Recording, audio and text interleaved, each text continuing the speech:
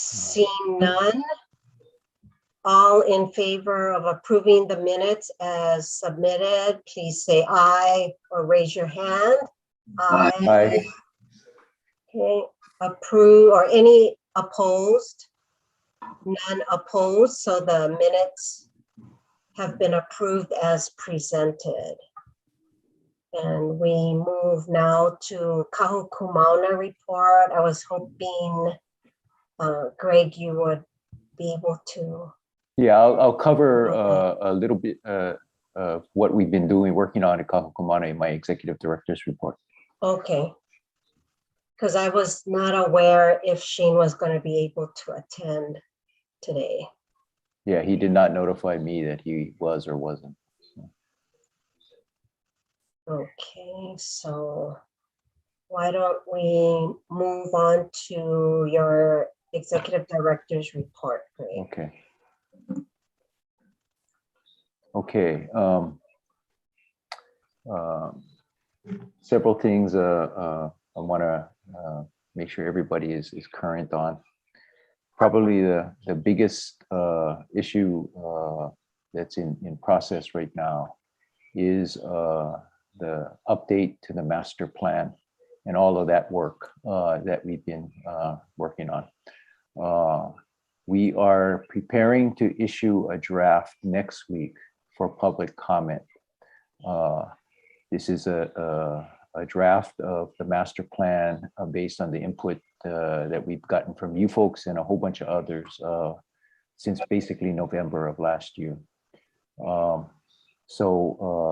That when we issue that, that will start a 45-day comment period. There is going to be some news release and other communication to make sure that we push it out to as many groups and individuals as possible. We're utilizing all of our updated mailing lists and whatnot to ensure we make it accessible to as broad a group of people as possible. We will be providing several different venues or means by which people can provide their input. Prior to this current Delta surge, we had been planning and hoping for being able to hold some in-person meetings, but unfortunately, with the way things are, that's going to be difficult to do. So what we have lined up is 4 different ways that people can provide comment and input. We will have an interactive website where people are able to go directly into the document and specific sections of the document that they may have most interest in and provide specific comments on the document directly. This is a preferred way. We're going to try to encourage people to utilize this mechanism as much as possible. We're using a special software application to help us collect all of that information as well as organize the input.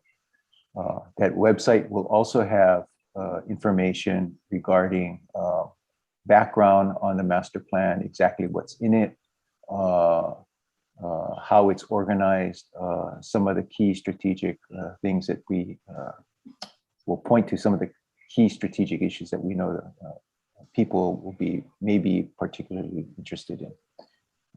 So that'll be one mechanism. We will also be providing through that platform another mechanism. If people are more interested in just providing general comments, there will be a section, a portion of that application where they could provide general comments about the master plan more generally. So if they don't want to go into the document itself or into specific sections, they can comment, leave their general comments. The third way that we'll be soliciting input is through a virtual meeting. We have one scheduled and one pending. This will provide folks an opportunity to send questions in to a panel of us who will be available to answer questions regarding the plan. Doug has graciously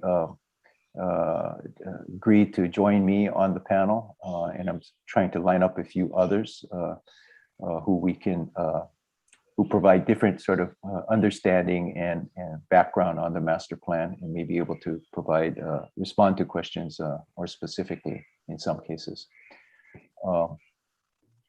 In addition to that, we will also have a call-in line where if someone prefers to provide oral feedback, that feedback can be left as a voice message. We're also using a special service to help us organize that information. We will receive a transcript of the voice message along with MP4 recording. And that would be then be inputted into the overall database of all the comments that we're collecting. We are going to be engaging a Hawaiian language translator to help us with any translation that may be necessary for people who would like to submit their testimony in Olelo Hawaii. So that'll be another feature as well. In addition, I am making myself available for small group meetings for those interested. Again, if people are comfortable and everybody feels safe, I'm more than willing to do those in person, but otherwise we'll do them virtually via Zoom. Some of my staff and other contacts I have are helping me identify small groups that may be interested in learning about the plan and discussing it more in that kind of a setting. So I do hope that there are some groups that take us up on that offer. Once the 45-day period is completed, the draft will be amended based on all of the public comments and prepared for another round of review by the Environment Committee, Kahukumana, and this body, Maunakea Management Board, prior to going to the Board of Regents for review and their approval. Right now, we are targeting early 2022 for the Regents to be able to consider this in a public meeting and approve the project, approve the plan. As you may or may not recall, I know it's been a while since we discussed discussed what we called the internal draft master plan with this group. There are several strategic issues that are covered in the plan, and just kind of a high-level summary. One of the things that we are trying to do with this plan is ensuring that we are reducing impacts to resources, especially in the summit area, by reducing our physical footprint through decommissioning and using previously disturbed sites for approved projects and approved improvements. This is something we've heard expressed strongly by the Department of Land and Natural Resources, as well as the community in general. And so through this plan, we are putting on paper how we would like to achieve that, our plans for achieving that reduced impact, or reducing our physical footprint. A second strategic issue is identifying options for managing vehicular access to the summit. That is something that we've heard strongly from several sources or stakeholders that they would like us to really find a way to manage the number of vehicles going up to the summit, particularly in the evening hours. And then the third strategic issue, which we're quite excited about, is exploring the possibilities of expanding educational uses of hale pohaku for activities in addition to astronomy. We have some ideas about that. Nothing is set in stone yet, but the plan will provide a framework for us being able to have those conversations and explore those options with not just university faculty and staff, but also community groups and DOE and other groups that may have an interest in doing field work, where the Halepohaku can become a field station to support that field work. There are a couple of other things I would like to update the group on, but I know I've covered quite a lot here. So why don't I stop real quickly and see if there are any questions on the master plan rollout. I think, Julie, you have your hand up, right? Yeah, I have a question. So the panel, is there a specific makeup of your panel? I've been hoping to utilize this as an opportunity to introduce the management team concept that we have established with the reorganization. So Doug has, as director of IFA, has agreed. I'm waiting for Ka'iu as director of Imiloa to also let me know if she's going to be able to do this. And then I have a couple of other thoughts that have been suggested by a few others as well. So, but mostly what I was trying to do is utilize this as an opportunity to introduce the management team, if you will, that the restructuring has put in place. Thank you. Yeah. Any other questions? Yeah, Roberta. I have a question. Any rough idea when the DSP position will be filled? Yeah, I'm glad you raised that. That was the next item on my list. I am conducting reference checks this week. I anticipate those reference checks will be completed. I had a few other references that were suggested that I'm following up on the candidates. I anticipate, if not by the end of the week, at least by early next week, I'll be making my recommendation to Bonnie. So it could be that that person would also be available Could be. to join Yeah. your team. Yeah. Any other questions? Okay, then the last thing I wanted to update folks on is Kahukumana. They continue to meet bi-weekly and have been reviewing projects and whatnot. In fact, they reviewed the projects that we'll be reviewing tonight.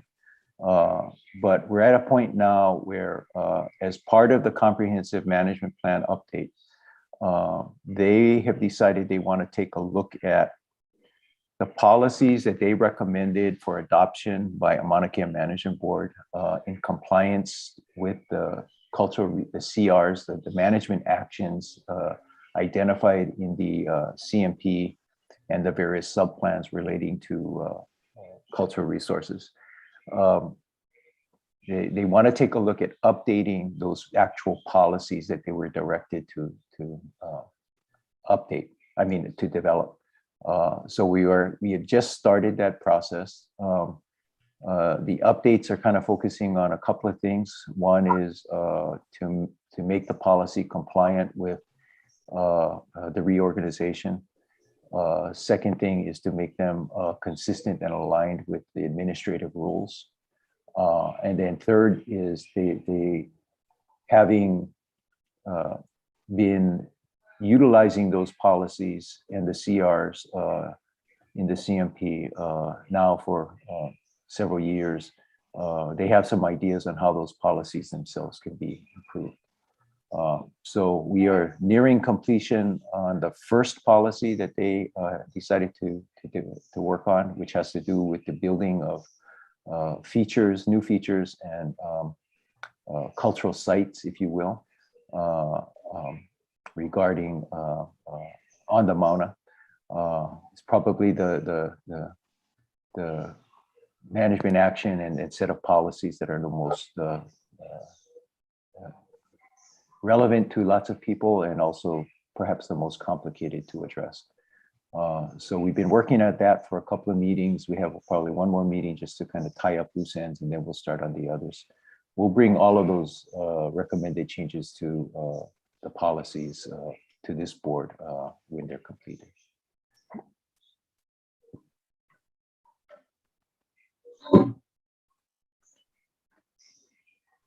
Any other questions? If not, that completes my executive director's report, Roberta. Okay. And now we move into the agenda items. The first being review and recommend approval of the UHH New Education Telescope, and in particular, the schematic design. Right. So while Carrie is letting our consultants and Pierre in, let me just kind of give some background.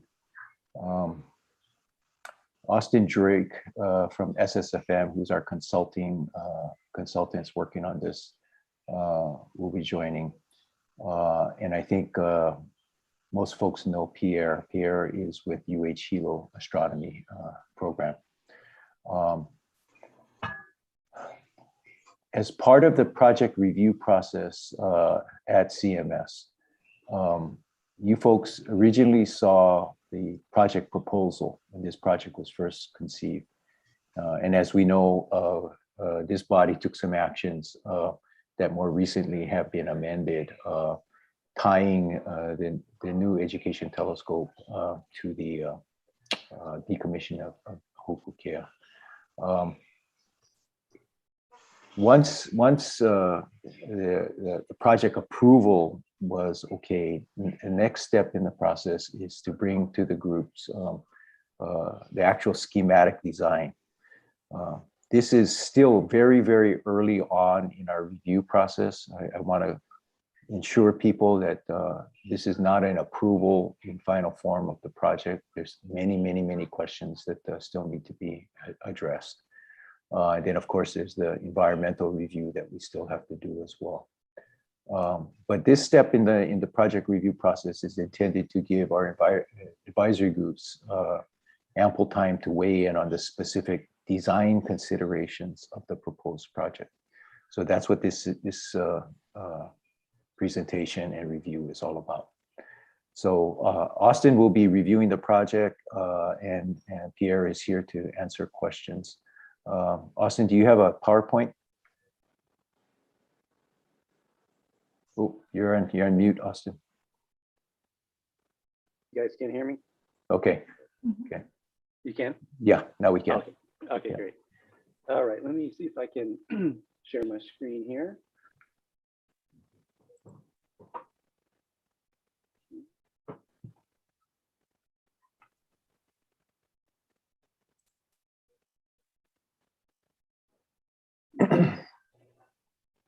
Able to see that?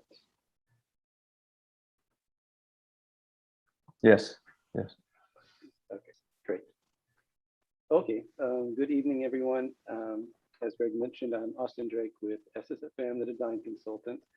I'm just going to do a brief presentation of the schematic design package to give you a general idea of what it contains, and see if you guys have any questions.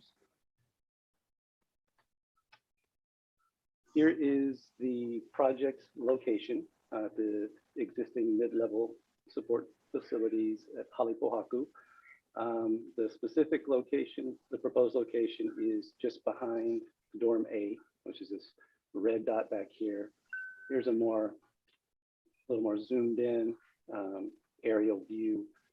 You can see Dorm A here, and then approximate location of where the telescope dome and surrounding deck would be.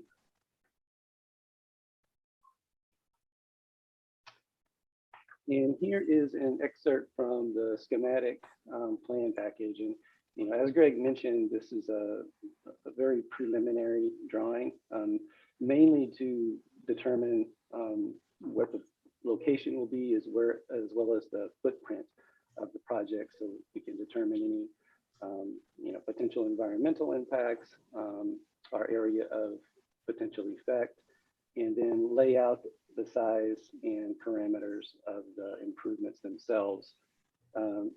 This gray area here, this is the Dorm A footprint. The purple represents the decking that will lead, walkway that will lead to the decking around the blue dome area here. And This is kind of gives you an idea of the size of the telescope dome. The telescope inside of it is much smaller. You kind of see the pedestal will be sitting on and the dash circle below. But the other gray area here you see along the east side is the Maunakea Support Services access road. So we're close to that road, so we'll need to have some protection such as bollards to keep any potential vehicle impacts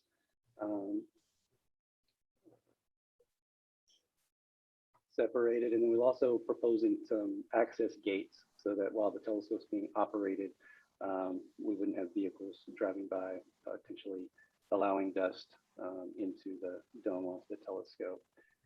Just a few other things on this drawing. You can kind of see, it's kind of hard at this scale, but there's some dashed rectangles which represent the approximate footing sizes.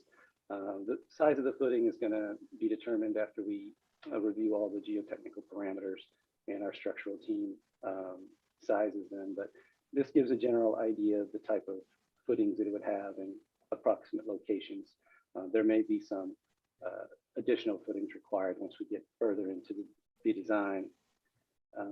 The electrical and communication for the telescope will be coming from the existing dorm A. And so basically we'll be connecting to that and then running it along the walkway to the telescope. So the intention is not to underground that, but instead just keep it alongside the deck.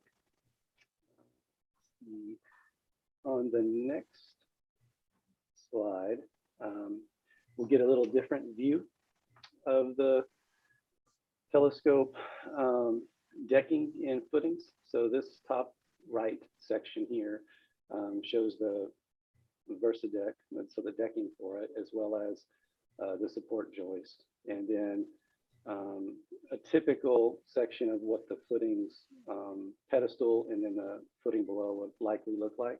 As mentioned, the specific size and even the depth still has to be determined, but we're trying to keep them as shallow as possible. This larger rectangle here represents what the telescope itself will sit on. And so that's actually separated from the deck for vibration purposes. So it'll be a separate concrete pedestal.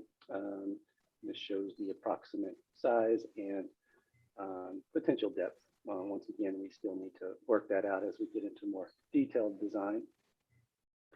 Down here on the lower left is a elevation view showing dorm A, which is basically, this is just taken from some as-built drawings that we were able to acquire. And then we superimposed what the telescope would look like, as well as the walkway leading up, the decking below, and then the footings below that. Also, just to kind of give an idea of the size comparison, location, and height. So in addition to the schematic drawing package, there was also a geotechnical report that was completed for the site. Our geotechnical team utilized the existing geotechnical information that had been conducted previously in the area. There were borings that were already taken with substantial soil information. They also did their own site reconnaissance to review the soil conditions in the specific area of the telescope. And were able to use that to formulate their preliminary recommendations, which we will then use those to determine the size and the depth of the footings.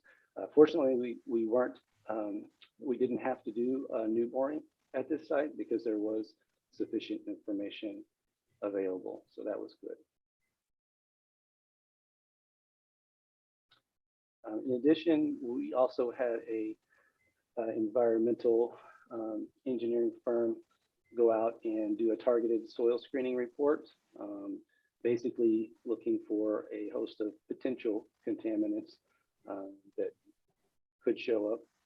Fortunately, after the soil samples were taken and analyzed, there were no contaminants found that exceeded any of the Department of Health reporting levels. And so the site was okayed for unrestricted land use. Just in summary, the proposed project and potential impacts in general what we found is the project site is previously disturbed. It's currently used by MKSS for storage of equipment. There won't be any trees that need to be removed as part of the project. There's no known archaeological sites that would be disturbed. Footing depths will be minimized as much as possible to limit any excavation into the soil. We were able to eliminate the geotechnical boring. Once again, just to overall try to limit as much as we could any excavation we were doing in the area. No concerns with hazardous materials or contaminants at the site.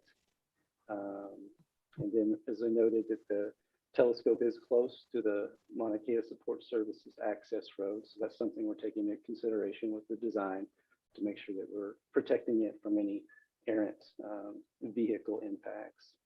And then also I didn't mention this previously, but the telescope will be remote controlled. So, traffic and things like that, additional traffic to the site should be minimal except for maintenance type operations. That is the general overview. Anybody had questions? Questions, comments? Again, we're collecting input and hoping that what you folks have seen and learned about the project is sufficient at this point that we'll be able to continue on with the work. I will remind folks that we still have to do an environmental due diligence, environmental review. There's going to be a conservation district use permit required. There's a number of different steps still that are to come. So we are still very early in the process. Greg, I don't have a question for the contractors, but I do have one for you. Is your team planning to do outplanting around this area once it's complete? We haven't identified that specifically, but that is certainly something that we can do. I know that the team was very concerned about, there's one mamani tree there, pretty significant mamani tree that they wanted to make sure was going to be protected. And Pierre was good about sort of siting it in a way that we didn't have to touch any of the trees. But that's something that we haven't talked about that specifically, but that's something we can definitely take back as a recommendation if you'd like. Yeah. Okay. Thank you.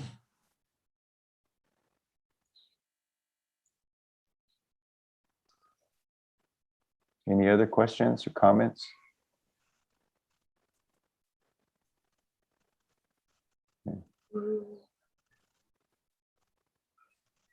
Pierre, did you want to offer anything? Oh, Okay. I'm waiting for any questions. Wait.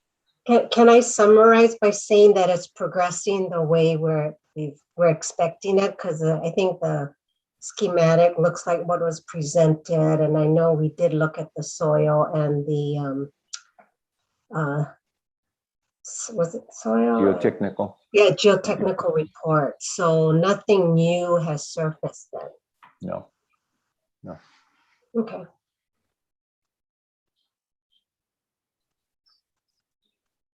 So if there's nothing more questions or comments, Chair, I guess at this point we would request a motion to continue on the path that we're following, knowing that we're still early and we'll be bringing this project back for folks' review several more times.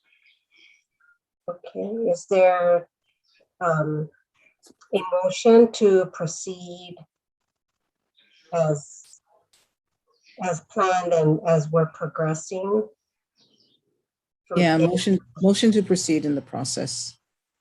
Thank you, Julie. Is there a second? Second. Thank you, Diana, for the second. Further discussion? If not, all in Sorry. favor? Oh, I yes, Salapar. was hesitating whether to even bring this up, but clearly this project is different in light of TMT than it would have been independent of TMT. So Do you have any thoughts, Greg, about that? Or are we going to intentionally try to separate them out? Or we're just accepting that that's the road ahead is more difficult because of that? I mean, TMT obviously has established a certain context for any kind of quote unquote development on the Mauna.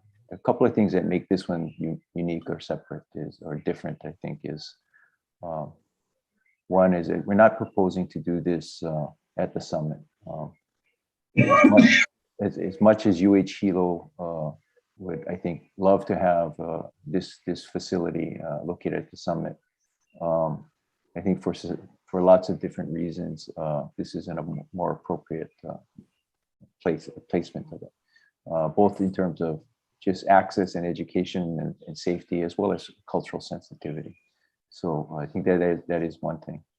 The other thing is that its purpose is clearly different.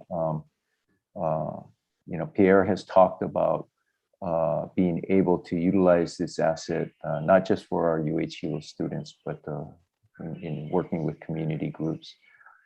So it's not, while research will be done there, it's not, it's different than the other facilities at the summit. So I think those two things make it different. We do know that there will still be concerns expressed. We've heard some of that already. We'll continue to do outreach and education and secure feedback from people as much as possible. I think the fact that it's in a previously undisturbed area does also sort of make it a little different as well. I don't know that answers your question, Alapaki, but it is different, but it's certainly happening within the context of some larger concerns. Yeah, I guess I'm just curious if we're going to be intentionally proactive about differentiating it, or if we're just going to make the point you just made through the normal hearing process, or is part of the outreach strategy is to just really distinguish this from other development. I know that Kahukumana has asked Pierre to talk to provide some additional feedback on sort of the outreach plan and whatnot. Pierre, I don't know if you folks have done any more thinking, you and the faculty there. You might want to comment on that. But I think we're going to have to do some proactive kind of work, definitely. Yeah, as you remember, we had a plan last year before the pandemic to bring the telescope, for example, to public events, and we did at Imiloa, and that was a huge success. And 2 months after that, we were supposed to bring it to the Astro Day at the mall, when we usually have like thousands of people to introduce people to the physical aspect of the telescope, but all of that did not happen. So we still have planned to do this as much as possible. We have a website that if you just type Observatory UH Hilo, you have the last information, the purpose, and all of that. I'm now part of a list of speakers to talk to organizations on the Big Island about it on the fly. If I'm needed to, I can present everything about the telescope, why we want to do this. So this is where we're at the moment. There's still a long process. We are probably 3 years away from seeing that happening because we follow the process. But in the meantime, we want to make sure that we inform everybody about why we want to do this. Because there is a difference, not only on the size and everything, but the purpose is certainly a little bit different from TMT. And I think it's clearer and clearer when you read comments from the public in general, when you start talking about students, the importance that would be for students all across. Sometimes the tone will change, you hear it, okay? So it's important where we keep this as well. Maybe thing that was missed a little bit is going to be open. Telescope time is going to be open for everybody, not just students. I want people to high school or in the public to be able to use this. So I think we can push a little bit more on that as well. Yeah, but again, yeah, it's going to be certainly things that are presented in all the public hearings that we have about EA and all of that stuff, which are coming at some point. How much more we can do at the moment, I don't know. We've done already quite a bit of a outreach campaign at the end of last year with the website. So we put this project on the map of the public. Now we probably have other steps to do this, but the message, I think, has been consistent quite a bit. Students, public, smaller project. We are very, very careful, respectful on the mountain. We could have put it in places that would have had more impact, but we did not, for sure. And the tree is hiding maybe 200 square degrees on the sky. Well, too bad. The tree remains there, and I lose this part of the sky. Okay, fine. Things like that, for example. So, yeah, it's clearly different than TMT. Any good words that people can put for us there and bring him the attention to us on this project, because it's really for education. I think it's part of what's missing. Yeah. I think I was going to say, I think it's important to keep talking about the size also. And so in addition to schematic drawings, I mean, when people see schematics and you see, 18 feet in diameter, you picture something in your mind, but if you show an average size person standing next to that instrument, you understand how small it really is. And I think that's important. And I'm always a little uncomfortable when we talk about ground that's already disturbed, because of course, some people feel we should be restoring any disturbed ground. And so it's better than disturbing more ground. But at the same time, I'm always a little uncomfortable with that argument, I guess, because I would stress more things like we positioned it in such a way to, preserve a thriving mamaki tree, talking about plantings, as Julie suggested, and those kinds of things, to put it into that kind of context rather than, and I know we don't mean it this way, but I think it comes off sometimes as rather casual. It's like, oh, well, this ground is already disturbed, so we're just putting something new on it. So I think anything we can do in terms of the environmental piece would be important, and to make sure that that's part of the package whenever we talk about this. So my 2 cents. Thank you, Bonnie. It's helpful. Good reminders.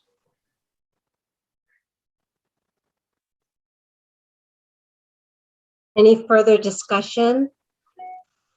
I have a motion and a second to approve the UH teaching telescope moving forward as presented. Are we ready for the vote? Sorry. Vote, Julie? Yeah, just to clarify that this motion is to continue the process with regards to all of the other aspects Right. that need to be done. Correct. Right.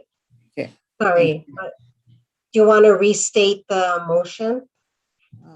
Yeah, so motion to approve the process with regards to continuing all requirements prior to the actual application, I guess, of completing the telescope, the whole Keck telescope, teaching telescope, excuse me.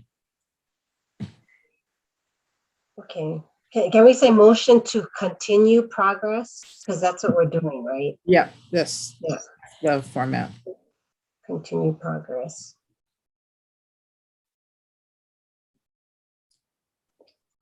Are we ready for the vote? All in favor, say aye or raise your hand. Aye. Aye. Any opposed? Okay, approved unanimously. Thank you. Thank you, Chair. Thank you. So thank you, Austin. Thank you, Austin, and thank you, Pierre. Thank you. Thank you. Okay, we will now move to review and recommend approval of observatory projects, the first being Keck guardrails. Yeah. So little background, Carrie, you can let Joy in, please.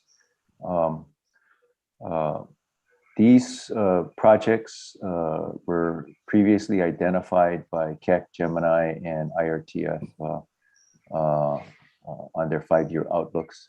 Actually, excuse me, I don't believe the Irtf chlorine monoxide monitor was identified initially. That project is a result of the CSO decommissioning. But at any rate, these projects were previously identified. We do have folks from the various observatories on hand to answer questions if there are quite specific questions. But I was going to ask Joy to just briefly summarize each project, and we can take them one by one. You folks have all of the written materials associated with each project, including a project proposal, a cover memo, and then conditions for approval, recommended conditions. So I'm going to ask Joy to please briefly summarize Keck Guardrails project, and then we can answer any questions and take up any comments on that project one, and then we'll take them one by one. Thank you, Greg, and aloha board members. So the Keck Guardrails project, there are actually 3 components to the project, 2 of which were on the 5-year plan, and I'm sorry, 1 of which was on the 5-year plan, and that was the addition of the rails. And the other 2 components, which were adding the safety anchors and also the staircase, those were identified in a later OSHA audit after Keck had submitted their 5-year plans. And these have been reviewed twice, actually by Kahuku-Mauna, and Kahuku-Mauna has not expressed any concerns. However, also we have presented it to the Environment Committee, and the concern from the Environment Committee was about the color of the rails and the staircase, with the preference being something that blends into the surrounding, which I think was brown. Keck has responded that for their purposes, black would be better because of it melts any snow or ice that builds up on the stairs or railings. But again, this project request is purely for safety issues for anyone who's working on the Keck Observatory. And just to be clear, I think it's indicated in the materials. This is not guardrails on the dome. This is guardrails along the rooftop that connects the 2 domes. That's right. It's on the railings would be on the flat surface between the 2 domes, actually around the photovoltaic array that's up there. And the safety anchors, there are 5 of them. They're going to be on different positions around the dome. It's to help workers, bolt or anchor in to prevent falls. And the staircase, right now it's just a straight staircase, and they would replace it with something that's OSHA compliant, which actually does not involve any ground disturbance. Their engineers have expressed that they would just chip out the existing staircase and then bolt in the new staircase, which would be assembled there on site. And all of this would be done within the existing concrete, concrete foundation there at Keck. And I also wanted to confirm, Joy, that it's been determined to be minimal impact. That's what CMS recommends. Yes. But that is up to you board members to determine. That's what we're asking. Also, Keck is preparing a site plan approval. A site plan application based on guidance from OCCL. So OCCL will review this as an SPA, the same as the other 3 projects.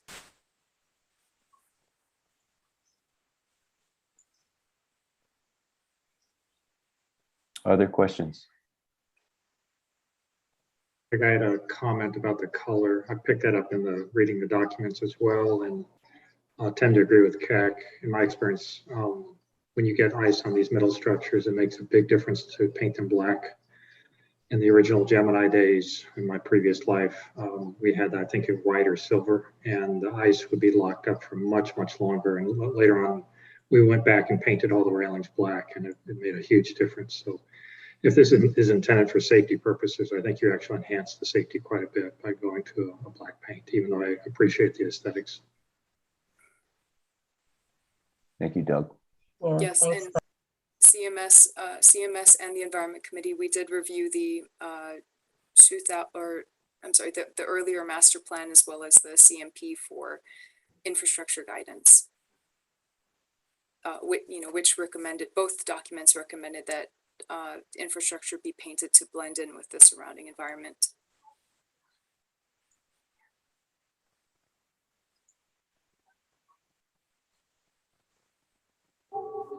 Other questions, comments? So the environmental committee made what were they recommending the color change?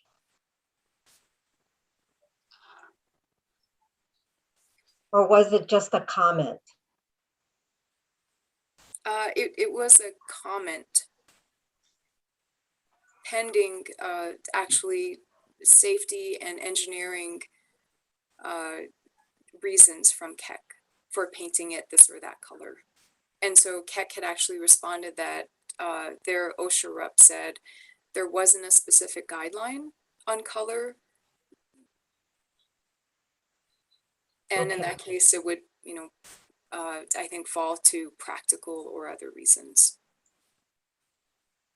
Well, I would agree with Doug's comment that if, speaking from experience, that the black color will provide more safety. I think that is, in my mind, would take precedence over something looking nice. And I also think it is a minimal impact project.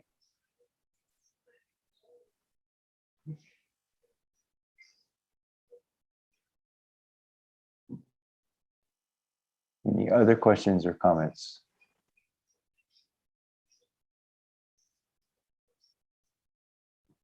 Okay. Hearing none, Chair, we request a motion that the project be, the concurrence that the project is minimal impact and that it can proceed per the conditions that have been outlined. Is there a motion from the floor? Yeah, motion to proceed. Thank you, Julie. Thank you, Billy. Second. Any further discussion? If not, all in favor, say aye, raise your hand. Aye. Aye. Any opposed? Okay, unanimous approval. Second item is the Gemini Solar Calibrator. Thank you. Joy, can you summarize the project briefly? Yep, thank you, Greg. So with this one, Gemini, and you'll notice a similarity with the Keck project also for a solar calibrator. And both Gemini and Keck are requesting to add these instruments to the exteriors of their domes. In Gemini's case, it would be, this is basically to assist with exoplanet research and discovery. So it's an instrument that would go within about a 3 cubic foot housing that's fastened to their dome.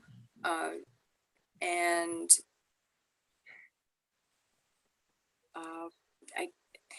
if you have any specific questions, I can try to answer.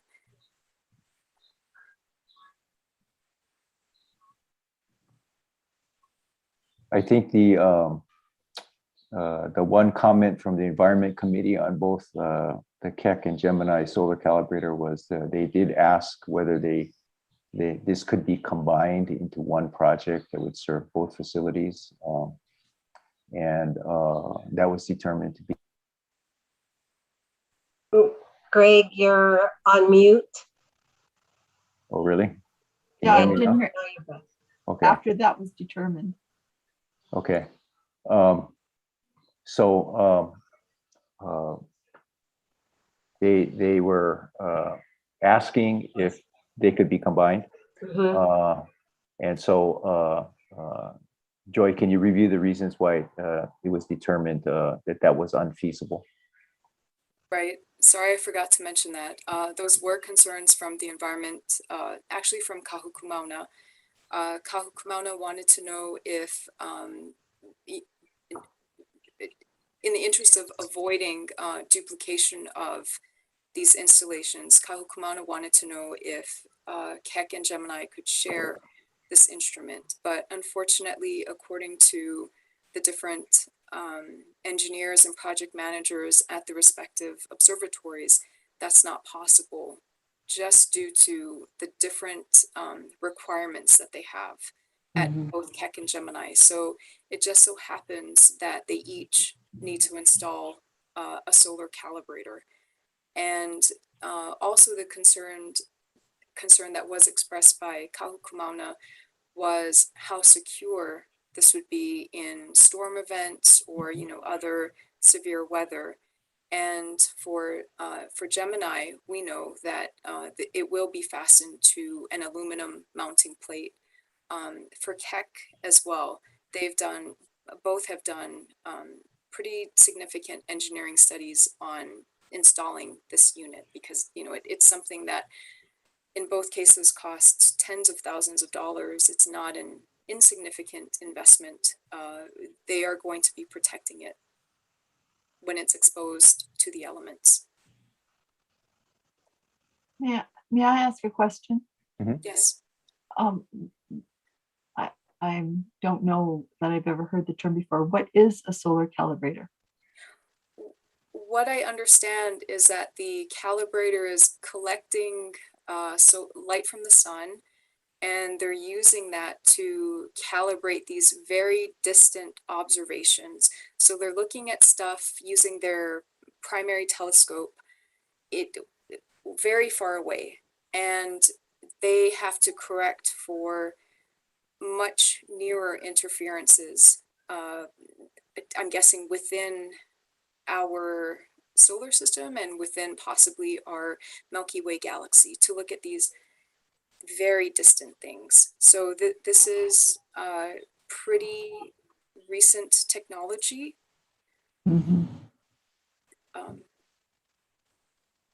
Doug, you want to weigh in? Joy was doing so well. I thought I'd just let her run with it. You're the astrophysicist. Well, I was impressed. Yeah, she did well. So the upshot, I think, is that because the sun has thousands of extremely well understood stable absorption lines in its spectrum, that you can use that as what we call a fiducial to monitor a calibration source known as the sun. And it's very stable over long periods of time. And by that, you can basically sort of reference how stable your instrument is with respect to a very stable source like the sun. So other instruments use different things. At CFHT, we use something called a laser comb, which generates millions of periodic emission lines, different technology. It's broken half the time, to tell the truth. So it's pretty simple technology that I think makes a lot of sense. So the question of using a shared facility, I haven't seen the designs, but they probably have different fiber feeds requirements going into the two instruments, which will preclude any simple or straightforward implementation. Plus, you got to actually route the fibers through the conduits, which isn't terribly easy to do as well. So I'd love a day where we had a single calibrator, but they're basically customized in terms of their design with respect to the instrument that they are calibrating. Right, and I'm sorry, I forgot to. That was another reason why Keck and Gemini said they could not share an instrument, even though they both are installing, you know, similar units, was that they would have to basically take a trench and share a fiber optics line between their their two facilities, and they would also lose some of the light that's captured. You know, whether the instrument was set up at Gemini or Keck, that would have to then be shared between the two of them. And in that transmission, there would be a loss of data or solar light that would then affect the accuracy and precision of their calibrations. Sorry, Joy, just to clarify, you said that the housing is 3 cubic meters or feet in diameter? It's feet. It's about 30 by 30 by 30 inches. Small. 1 cubic meter. Yeah. Thank you.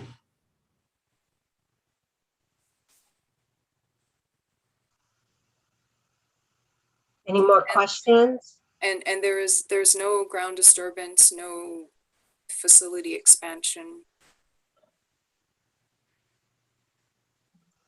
It's just attached to existing equipment. It will be attached to enhance existing equipment. Right? Yes, Chair, that's right. Yeah.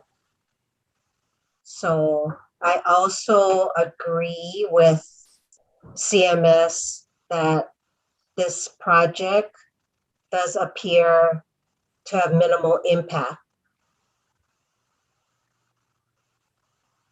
Yeah, I would concur. So is there a motion to approve as presented? Motion to approve as presented. Is there a second? Second. Thank you, Billy. So it's moved by Julie, second by Billy, that the project move forward as a minimal impact project. All in favor, say aye and raise your hand. Aye. Aye. Any opposed? Unanimous approval. And I guess we can segue to the Keck calibrator. Do we have any further discussion? Joy, is there anything that's different with this one? Or the issue's the same? Well, exterior wise, the Keck solar calibrator is slightly larger. So whereas the Gemini calibrator was, you know, the 30 by 30 by 30, Keck's is about 42 inches by 42 inches by 60. So it's a little bit bigger, but still this is going on top of their rooftop.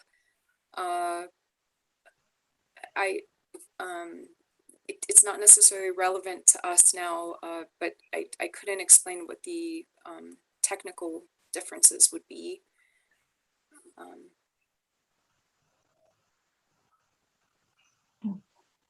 Well, piggybacking on what Doug said earlier, I mean, I suspect since Keck is a much larger facility and they have two of them, this calibrator probably needs to be spec'd to accommodate that. Yeah, that was my next question. Is it a single unit on one dome? So Yes. thanks. And again, it's not on the dome, right? It's on the flat surface, right? That's right. Okay. Roof joining the two domes. Yeah. Any other questions? If not, can I have a motion to approve as presented as a minimal impact project? Yeah, motion to approve as presented. Thank you, Julie. Is there a second? Second. Who's second? It was Doug. Oh, thanks, Doug. There's a motion to approve by Julie, second by Doug. All in favor, say aye or raise your hands. Aye. Aye. Any opposed? Motion approved unanimously. Thank you. And the last item is a IRTF chlorine monoxide monitor relocation. So as I indicated earlier, this project is a result of the CSO decommissioning. This monitor currently resides in the outbuilding that is part of the CSO facility that will be decommissioned. So we needed to find a new home for it. And we were able to accommodate or find accommodations at the Irtf observatory or facility. So Joy, can you briefly summarize the project and what's involved with actually relocating its monitor, please? Yep, that's right. So this is another project that was identified in the observatory's 5-year plan. And in this case, we all know that CSO is slated to be decommissioned, which would involve the removal of all of their infrastructure in the outbuilding. And these monitors, there are 2 of them. They are currently located in the CSO outbuilding. NASA Irtf has agreed to rehome the monitors. In order to do so, they need to make some slight alterations to their fan building, which helps. The fan building is a separate building from the main Irtf dome, and it helps to regulate temperature within the Irtf dome. So there are basically 4 things that need to be done to this outbuilding at Irtf. It's installing a rain diverter on top of the roof. It's just a V-shaped thing that helps keep the rain off of the windows. They're converting, actually they're just putting plywood over one of the existing vents. A third thing is to install some brackets as well as mirrors over their existing outbuilding window, and that will help direct the sunlight and I guess the chlorine monoxide molecule to a space where the monitors can capture them and gauge the ozone levels. And then the 5th and undetermined thing at present is to possibly replace the existing doors to the outbuilding with something that may be better insulated.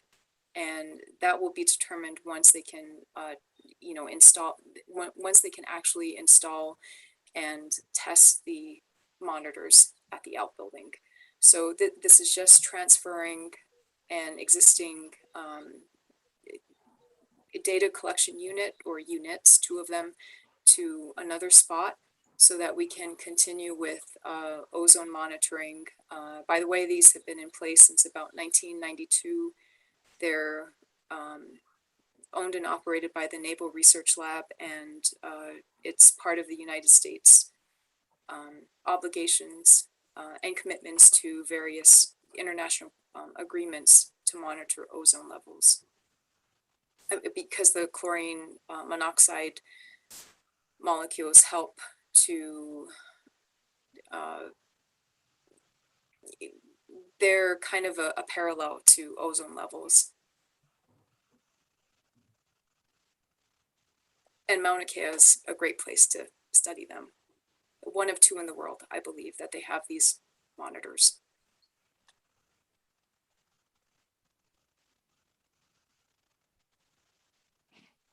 Any further questions? So, yeah, Joy, I read through everything, so I would agree with CMS that this too is a minimal impact project.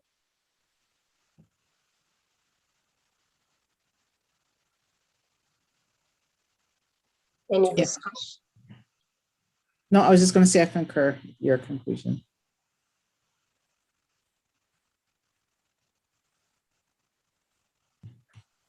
Do I have a motion to approve the moving of the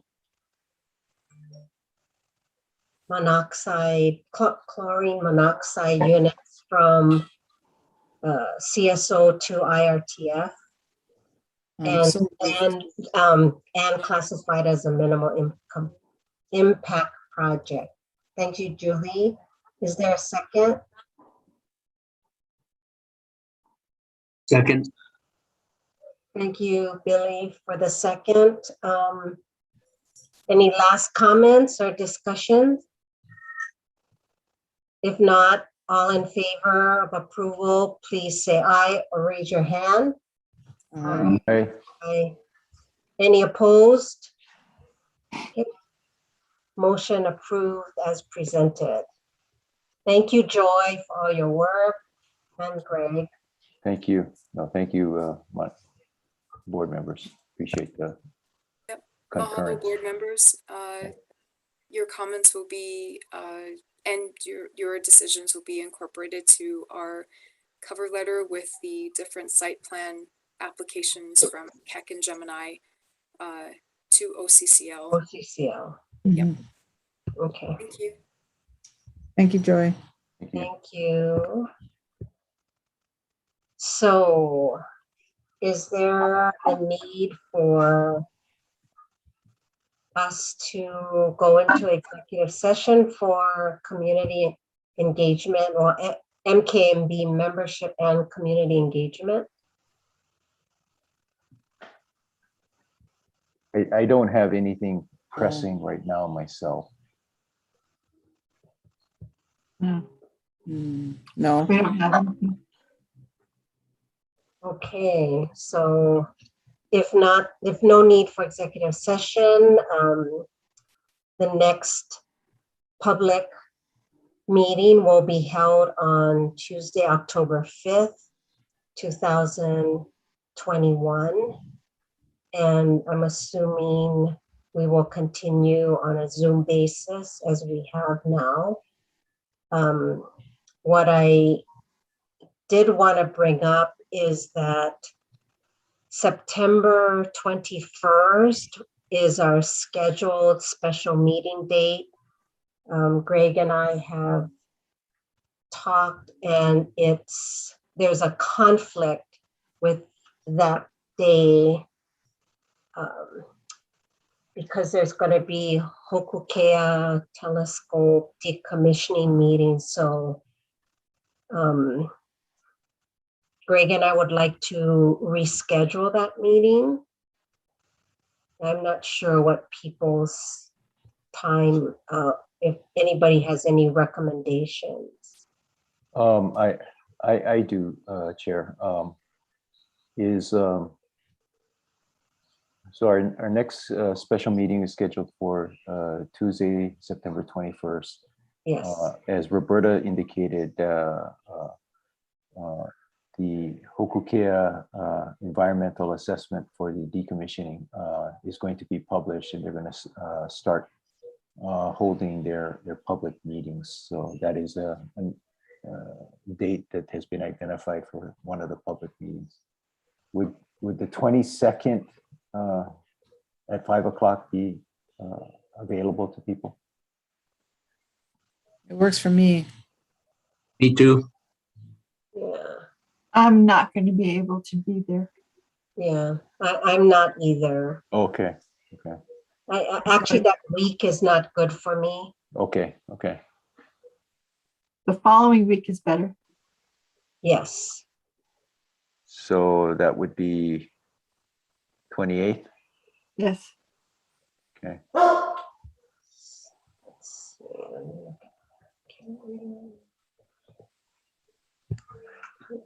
Yeah. And 28th works for me, Greg. Okay. So if folks could hold the 28th, I think the dog is objecting. I'm sorry.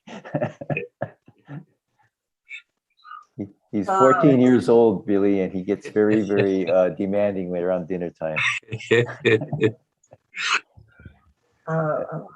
Yeah, so the 28th, 5 o'clock works for me. Okay. So Carrie, if you can make a note of that. I know what we will be looking at, among other things, is wanting to bring the draft master plan to this group for review. That's what I was hoping to get on the calendar for us. Okay. So I'm sensing that it's probably going to be a longer meeting. Yeah. A lot of material to cover. Yeah. Yeah. Okay. I have nothing else. Any other announcements? I guess I will just say that we have, we will be seeing Doug. He's not being released from NKMB until his replacement MD has been approved and, you know, he's able to join us. So I have a feeling you're going to, I have a feeling you're probably going to be at the special meeting on the 28th. I'm not sure. Not if we can Keep help my it. parachute strapped on just in case. Yeah. We go back to the board the Thursday before that, Roberta. So fingers crossed. Yeah, the 16th, right? The 3rd? Yeah. 16th, yeah. So hopefully it works out fine, but I think, Doug, you know, it'd be helpful if you could still be available. I don't think, you know, we won't be voting on anything in the Right. special meeting. So it's not like we're going to need to have quorum, but it's probably a good idea to have, you know, as many of the board members available because we are going to be reviewing an important document. So I don't have anything else. Greg or Bonnie, anything else? Nope, not for me. If not, I hope everybody had a great Labor Day weekend, and thank you very much again for your time, and we'll see you on the 28th. Great. Thank you all. Aloha. Aloha. Thank you. Take care, everyone.